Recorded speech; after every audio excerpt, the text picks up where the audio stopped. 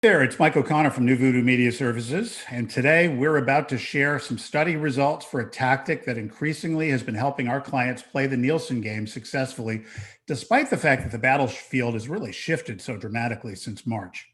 With half the Listen at Work audience no longer at the office working, but still working during the business day, we put office calls on the shelf and dedicated more of our clients' budgets to reaching potential heavy listeners at home. And we've noticed a major uptick in video metrics starting with the lockdown last March.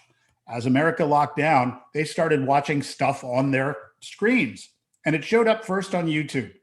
Suddenly and seemingly out of nowhere, TV screens popped up and became a significant placement for YouTube ads. One particular YouTube video ad unit called TrueView, a metric really stood out for us, and that's the conversion to video views lasting 30 seconds or longer. In the world of digital video, 10 seconds is practically an eternity. 30 seconds is just about forever in internet time. And this was our first really big indication of a huge upshift in the amount of time consumers were spending on so-called connected TVs. And at the same time, we've seen a massive jump in cord cutter viewing at the same time. And it got us to thinking that the OTT space, maybe you've heard that term before, over the top, is a pretty lucrative one. OTT is a catch-all for ad insertion technology that sits, quote unquote, over the top of distribution of long-form TV shows and viewing that takes place on a device connected to the internet. So in other words, it might also be connected to cable or satellite, but it's watching that's taking place bypassing those more traditional distributors. The spectrum of OTT includes everything from mobile phones and computers and tablets. This would be sort of on the low end of things, to the super high quality placements that are available on TV sets, smart TVs, or so-called connected TVs. So within the spectrum of over-the-top viewing, smart TVs that are directly connected to the internet, where programming is accessible via an app, or a TV that's connected to another device like a Roku, an Amazon Fire Stick, or an Apple TV, to name a few. That is the smart TV CTV bucket, and it's part of the OTT space that delivers the highest quality digital video engagement of all. Watch through rates tend to be near 90% completions. Consumers are sitting and watching long form shows and actually sitting through the commercials.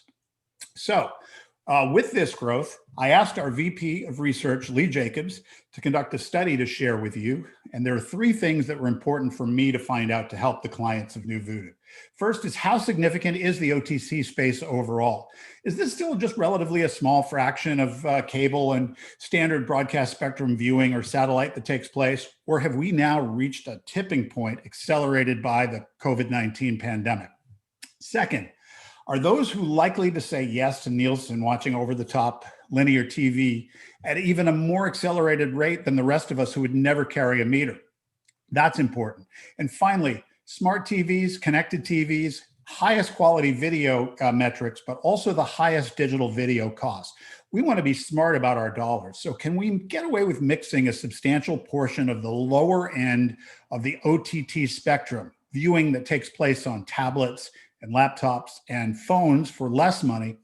In a tough year like this one, it really is all about putting every dollar to work to impact the ratings. Lee, so that's where I need you to help me out and give you some good data.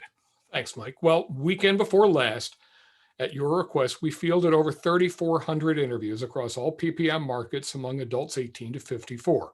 Proportional to market population, so more from New York and Los Angeles than from Hartford and Memphis, and then weighted across that tier of 48 markets for gender, age, and ethnicity, and conducted using compensated online sample, as we do all of our research here at NuVoodoo. And right out of the gate, we'll show you the tsunami of video viewing that's going on. Groups of just under a third apiece are spending 10 plus hours per week with OTT, over the top, and connected TV viewing, labeled OTT CTV here, or spending that amount of time with OTT content viewed on a non-TV device, as you described, like a smartphone, tablet, or computer, and labeled OTT mobile comp here. OTT, that's over the top, and refers to streaming media distributed via the internet that bypasses broadcast and cable delivery. This is a big change. Remember, we watched a few years ago as Emmy nominations drifted from the broadcast networks to premium cable channels, and now we watch as they drift from premium cable channels to Netflix, Hulu, Apple, Disney Plus, and on and on. And even now you can see that smaller groups are spending 10 plus hours a week on cable or satellite TV, just over a quarter, or broadcast over the air OTA television at just over a fifth. Now, we'll set the bar for the rest of these data that I'm going to share with you at 10 plus hours a week as we dive deeper down the rabbit hole. Gender matters. Men are more likely than women to watch 10 plus hours a week on cable, satellite, or over-the-air TV, primarily due to live sports.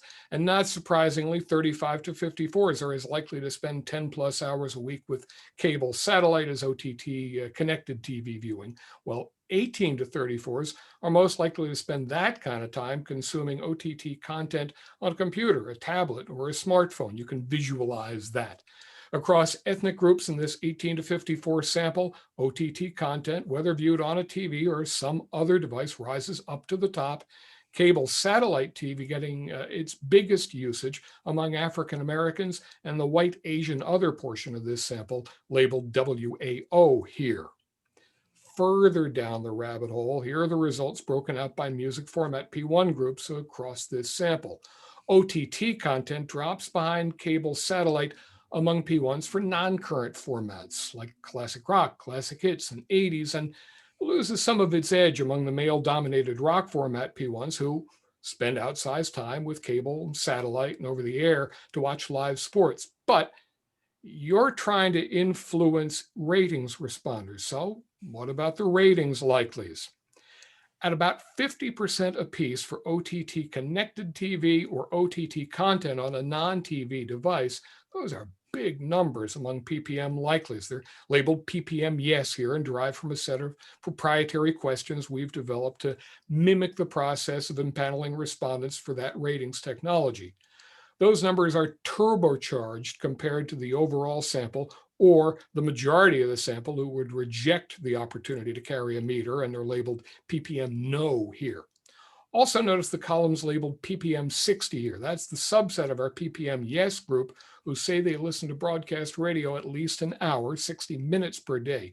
And if you're going to make a splash in the ratings, you need to connect with those heavy listeners from the ratings sample. And the viewing of OTT connected TV is mammoth. Now remember, these are percentages using these sources at least 10 hours a week, about half the ratings likelies, which includes nearly a third of those ratings likelies spending 25 plus hours a week with OTT connected TV. So who's down with OTT? Well, the data does is kind of backed up here with this research. OTT shows high potential for reaching the PPM yes, PPM 60 crowd.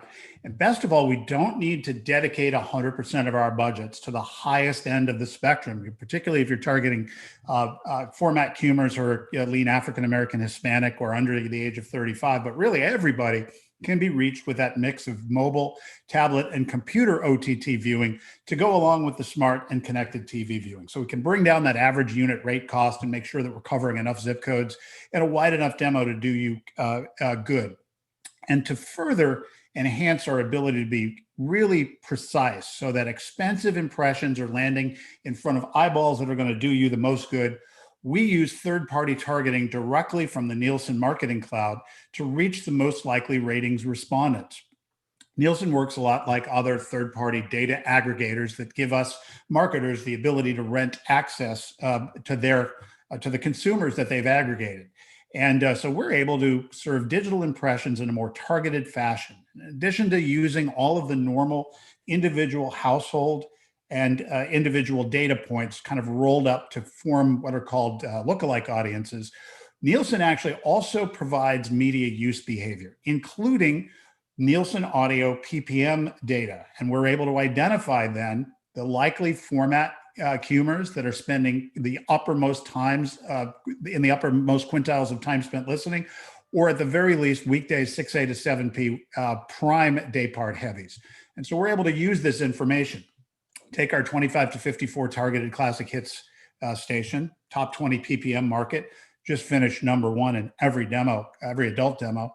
And when we serve impressions and hot zips, we just make it a priority to reach cross Qmers who give the most time spent listening to the stations that our client competes with. If we can't place an impression at the top level, the highest format time spent listening quintile, we'll default to the next best thing, which is heavy listeners of the weekday prime day parts, and then prioritize medium and light format listeners after that, and so on down the targeting pyramid we go. So as a result, we deliver a cost-efficient mix of OTT impressions across the spectrum of devices that we know will keep budget reasonable and reach broad, knowing that OTT viewers are far more likely to participate as panelists. And we use Nielsen targeting data to make sure that these expensive digital impressions do us the most good and land as targeted in a cost-effective manner as possible. So if you have questions about the research results that we've shared, or you want to hear more about putting OTT to work for your station, drop us a line at tellmemore@nuvoodoo.com. Thanks so much for watching.